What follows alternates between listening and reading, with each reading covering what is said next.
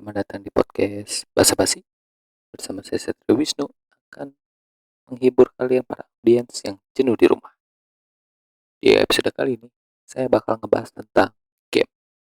Nah, bagi kalian pasti banyak banget yang suka main game kan ya. Main game mau itu offline ataupun online kayak Mobile Legends, Free Fire, PUBG ataupun Craft dan segala macam kayak gitu.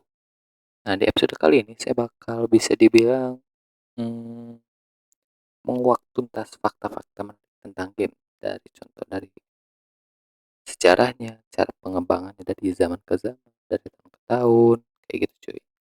Nah, mudah-mudahan di episode kali ini bakal menghibur kalian nih yang tidur di rumah. Oke, kita mulai dari 3, 2, 1. Game adalah sesuatu yang dapat dimainkan dengan aturan tertentu sehingga ada yang menang dan ada yang kalah. Biasanya dalam konteks tidak serius atau tujuan refreshing. Dan untuk penjelasan dari para ahli, menurut Agustina tahun 2015, game atau permainan adalah suatu cara belajar dengan cara menganalisa dengan sekelompok pemain maupun individual dengan menggunakan strategi-strategi yang rasional. Kalau begitu, game juga punya beberapa banyak manfaatnya. Ini bagi kalian yang bisa jadikan apa ya, alasan gitu ke orang tua kalian. Jadi kalau misalnya orang tua kalian ngomel gitu kan, main game terus belajar enggak, nah ini mungkin bisa jadi lawannya cuy, jadi kalian bisa mematahkan argumen-argumennya ya. Jadi game mempunyai manfaat seperti pemikiran kreatif, lebih kreatif. Salah satunya menunjukkan kreativitas dan rasa ingin tahu yang tinggi pada gamer saat ia diminta untuk menggambar. Jadi untuk melatih kreativitas, bercerita, mengajukan pertanyaan, dan membuat prediksi. Tapi kembali lagi pada kalian, jangan melebihi batas wajarnya lah. Ya, bayangin aja gitu kan main ML 5 jam gitu. Wah, itu jempolnya udah sispek kayaknya cuy. Nah, di sini saya bakal eh menjelasin bagaimana perkembangan game dari tahun ke tahun ya. Jadi, awal mulanya game dimulai pada sejak tahun 1950-an cuy di Universitas Manchester, Universitas Cambridge, dan Universitas Pennsylvania dan Princeton kayak gitu. Nah, terus ada zona mainframe-nya cuy, diciptakan oleh Steve Russell, Martin Gage, dan Wayne Witham di tahun 1961. Diprogrami oleh Russell, Saunders, Grace, Sampson, dan Edward pada tahun 1962.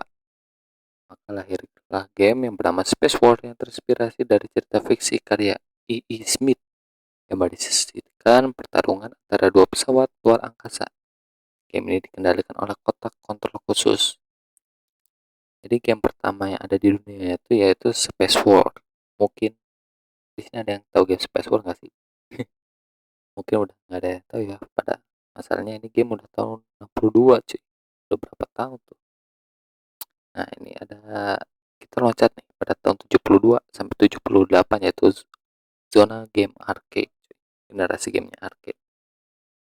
Pada tahun 72, Nolan Bushnell dan Ted Dabney menyatukan misi untuk mendirikan Atari, sebuah kemitraan di bidang pembuatan game. Ciptaan yang pertama adalah game Pong, merupakan sebuah game tenis multiplayer. Kontroller yang disediakan dan memerlukan koin untuk memainkan. Nah, setelah itu muncullah beberapa developer game seperti Grand Text 10 yang ada pada 1974, Will yang ada pada tahun 1975, Gun 8, dan Sea Wolf yang rilis pada tahun 1976. Lalu pada tahun 78 sampai 1982 menjadi zaman kemasan game nih cuy. Dan munculnya game Space Invader adalah game arcade yang muncul pada zaman ini. Pertama kali menyiapkan konsep skor dengan timer. Mendapatkan nyawa tambahan jika player dapat melebihi skor minimum dan dapat menyimpan data skor tertinggi di dalam game ini. Hal ini sontak menjadi loncatan besar bagi industri game di dunia. Dan selain Space Invader, ada juga game yang jadi pelopornya jadi zaman kemasannya game ya, yaitu Pac-Man cuy, yang masih eksis sampai sekarang ya. Tapi ngomongin tentang arcade nih, kalian pernah main game arcade gak sih dulu gitu ya? Ya kalau saya tuh lebih suka main game arcade tuh game Animal Kaiser, Hero of Robot, terus game Power Ranger kayak gitu-gitu cuy. Nah, itu tuh termasuk game arcade yang mungkin game arcade tuh lebih kayak Game Boy, istilah lainnya yang lebih dipahami sama orang-orang zaman dulu tuh Game Boy cuy. Kayak Donkey Kong ya, kayak gitu-gitulah. Lalu, 1 tahun setelahnya terjadi masa tidak aman nih cuy, yang dimana produksi game mengalami kepemerosotan yang sangat rendah. Fenomena ini dikarenakan banyaknya penjualan game yang kurang berkualitas, sehingga banyaknya perusahaan game di Amerika yang bangkrut alias harus gulung tikar saat itu. Namun tidak lama kemudian, masih di tahun yang sama, yaitu 1983 sampai 1995, menjadi era bangkitnya game ya. Mulai pada tahun 1983 awal dengan merilisnya Nintendo S Family Computer atau disingkat Famicom dan Sega SG 1000 pada 15 Juli 1983. Di era ini, peran joystick, dayung, dan keypad sebagai pengontrol game default digantikan dengan gamepad atau joypad. Pada tahun 1988, Nintendo mengeluarkan majalah yang perdana, dan juga di era ini merupakan muncul pertama kalinya game Metal Gear pada MSX2 komputer, dan pada tahun 1989, Capcom meluncurkan Sweet Home on the NES yang merupakan generasi pertama game survival horror. Jadi game survival horror itu bukan Resident Evil tuh yang pertamanya, tapi tadi mana tadi? Nah, Sweet Home on the NES. Lalu loncat nih pada tahun 2005. Nintendo dan PlayStation mengeluarkan produk baru mereka, yaitu Nintendo DS dan PlayStation Portable. Yang keduanya merupakan perangkat game yang dapat kita bawa kemana saja lah, mana saja cuy. Lalu pada tahun 2012, Microsoft memunculkan Xbox 360. Seperti itu cuy game. Tapi itu masih game yang bersifatnya single player atau offline ya. Apalagi sekarang mungkin game single player atau offline udah jarang, mungkin kalian masih bisa mainnya dalam perangkat PlayStation kali ya. PlayStation yang masih uh, pertahankan single player kayak. Cuma kalau untuk komputer sama HP, lebih banyaknya itu game mobile atau game online cuy. Nah, di sini kita masuk ke dalam pembahasan game online. Alright, alright. Karena zaman itu terus berkembang nih, game juga semakin hari semakin berkembang. Contohnya sekarang kita bisa bermain game bersama teman-teman atau player lain. Nah, ternyata game online itu sebenarnya dibuat untuk pendidikan cuy. Mau tahu gimana sejarahnya? Kita langsung mulai dalam hitungan 3, 2, 1. Pada tahun 1970, sebuah sistem dengan kemampuan time sharing yang disebut Plato diciptakan untuk memudahkan siswa belajar secara online, di mana beberapa pengguna dapat mengakses komputer secara bersamaan menurut waktu yang diperlukan. 2 tahun kemudian, muncullah Plato 4 dengan kemampuan grafik baru yang digunakan untuk menciptakan permainan untuk banyak pemain atau multiplayer game. Tuh guys, 1970 aja siswa-siswa itu sudah daring cuy. Jadi bukan masa covid doang yang daring ya, ternyata masyarakat pada tahun 70 juga pada daring cuy belajarnya ya. Nah, kita masuk tahun 80-an nih cuy. Roy Trubsney dan Bartel Richard benar-benar buat pengembangan pertama multi-user dungeon MUD pada Desember tanggal 10 di Universitas Essex, Colchester, Inggris. Pada tahun 1983, ratusan salinan ilegal telah didistribusikan di seluruh dunia, mulai bebas akses MUD, menggila di universitas, dan akhirnya di internet. Sejak itu banyak perusahaan bahkan perorangan yang membuat game online yang bisa dimainkan baik secara gratis maupun berbayar. Apalagi orang-orang yang membuat game online bisa menjualnya di Google Play Store. Seperti itu ya. Nah, karena game itu banyak berkembang, jadi biar nggak bosan, itu kan suka banyak tuh ya, kayak genre-genre game, jenis-jenis game, kayak gitu kan. Nah, ternyata tuh jenis-jenis game itu terbagi jadi banyak banget cuy. Nah, kita bakal ngebahasnya di sini aja. Yang pertama adalah Massively Multiplayer Online First Person Shooter Game atau MMORPG. Bagi pecinta COD, PB pasti tahu lah ya.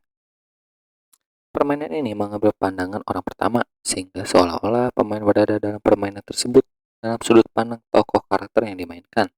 Contoh permainan jenis ini antara lain adalah Counter-Strike, Call of Duty, Point Blank, Quake, Blood, dan Unreal. Kedua, Massively Multiplayer Online Real-Time Strategy Games atau MMORTS. Permainan jenis ini menekankan kepada kehebatan strategi pemainnya. Permainan ini memiliki ciri khas di mana pemain harus mengelola suatu dunia maya dan mengatur strategi dalam waktu apapun. Contoh permainan jenis ini antara lain Age of Empires, Warcraft, Star Wars, atau Clash of Clans, COC ya singkatannya. Yang ketiga ada Massively Multiplayer Online Role Playing Game atau MMORPG. Nah, ini nih jadi merupakan permainan di mana pemain memainkan peran tokoh-tokoh hayalan dan berkolaborasi untuk merajut sebuah cerita bersama. RPG biasanya lebih mengarah ke kolaborasi sosial daripada kompetisi. Contoh game permainan ini adalah Ragnarok Online, Lord of the Ring, Shadow of Angmar, Final Fantasy, dan Dota. Dan masih banyak lagi, itu contoh dasarnya ya. Terus ada cross platform online game. Jenis permainan ini dapat dimainkan secara online dengan perangkat yang berbeda. Contohnya permainan dari Super Mario dan juga Sonic. Terus ada Massively Multiplayer Online Browse Game. Permainan ini dimainkan pada peramban seperti Mozilla Firefox, Opera, atau Internet Explorer. Contohnya kayak game FB, Priv, Kizzy, dan lain-lain. Terus selanjutnya ada simulation game. Pada live simulation game, pemain bertanggung jawab atas sebuah tokoh atau karakter dan memenuhi kebutuhan tokoh selayaknya kehidupan nyata, namun dalam ranah virtual. Contohnya The Sims Series. Selanjutnya ada Massively Multiplayer Online Game, MMOG. Pemain bermain dalam dunia yang skalanya besar, kurang lebih 100 pemain, di mana setiap pemain dapat berinteraksi langsung seperti halnya dunia nyata. Seperti itu cuy. Jadi lebih kayak game line play, live together, yang kayak gitu-gitu cuy. Jadi mana kita bisa berinteraksi sama player-player lain kayak Roblox cuy. Seperti itu ya. Oke, dengan adanya game online, para developer menambahkan sistem microtransaction nih cuy. Nah, kalian tahu nggak sih apa itu microtransaction? Nah, menurut laptopnya Cia.com, microtransaction adalah fitur yang dibuat suatu developer atau publisher yang memungkinkan pemain suatu game untuk membeli item secara virtual. Fitur ini juga menawarkan suatu cara agar karakter yang dimainkan oleh seorang player bisa menjadi lebih kuat. Nah, untuk segmen ini dibagi menjadi dua kategori nih cuy, yaitu pay to play atau play to win. Jenis permainan di mana pemain harus membayar sejumlah uang untuk bermain beberapa permainan untuk dapat diinstal atau dimainkan secara gratis. Namun, jika pemain ingin menaikkan level dengan cepat atau membeli barang langka pada permainan, maka pemain harus membayar sejumlah uang, seperti pada permainan Lineage 2 dan Final Fantasy 9. Jadi, kayak game-game yang dimana untuk orang yang banyak duit tuh gampang gitu ya untuk menangnya. Contohnya game-game buatan EA itu biasanya tuh yang jadi game-game play to win cuy. Kebanyakan game-game dari EA sih saya tahunya. Terus yang kedua ada free to play nih cuy. Jenis permainan ini tidak membebani pemain dengan biaya apapun, sehingga dapat dimainkan secara langsung atau cuma-cuma, misalnya Subspace, Travian, Terra, dan Crossfire. Ada pula pemain free to play yang diselingi oleh iklan, baik di dalam permainan atau pop-up seperti permainan anarki online. Oke, mungkin segitu dulu aja untuk pembahasan tentang game-gamenya cuy. Gimana? Menarik nggak buat kalian? Sorry nih kalau misalnya masih banyak kata-kata yang berlibat atau informasi yang kurang jelas, karena jujur aja saya terbilang baru lah di podcast ini ya. Tapi untuk kalian yang ingin saya berkembang, kalian bisa support dengan juga like, share, komen, dan juga subscribe juga channelnya. Begitu, sampai jumpa di next video. Bye bye.